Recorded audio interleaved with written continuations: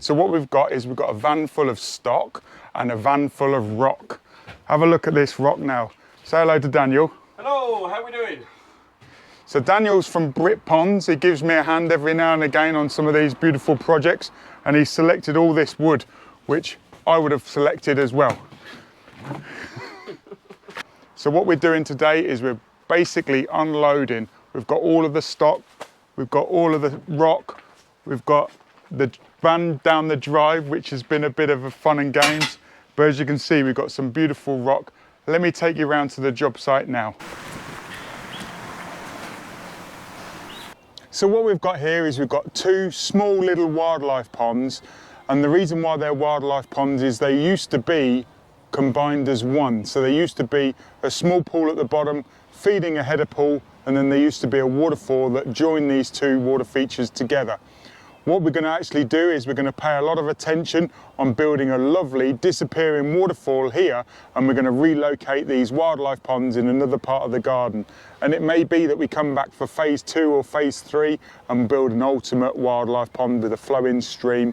But this job is a natural looking water feature. Stay tuned for the Any Pond showcase.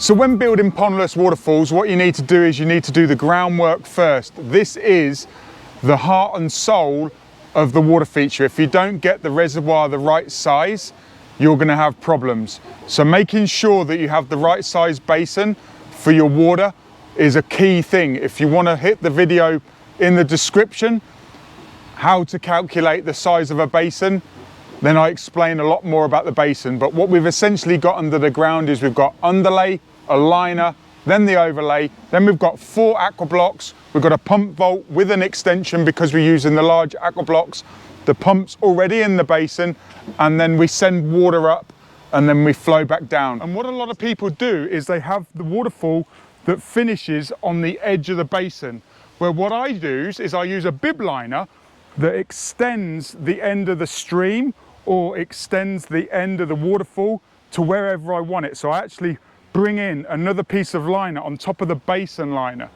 So what we've got here at the minute is we've created a basin, then we've got shelves or benches.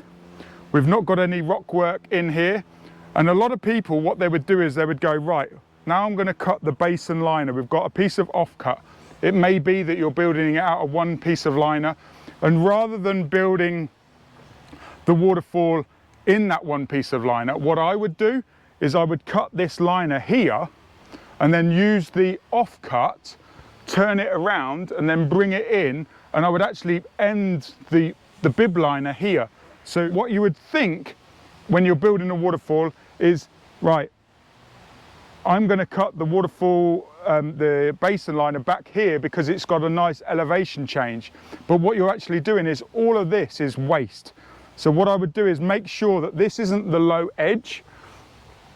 You've got another low edge, which is on this particular feature, it's here.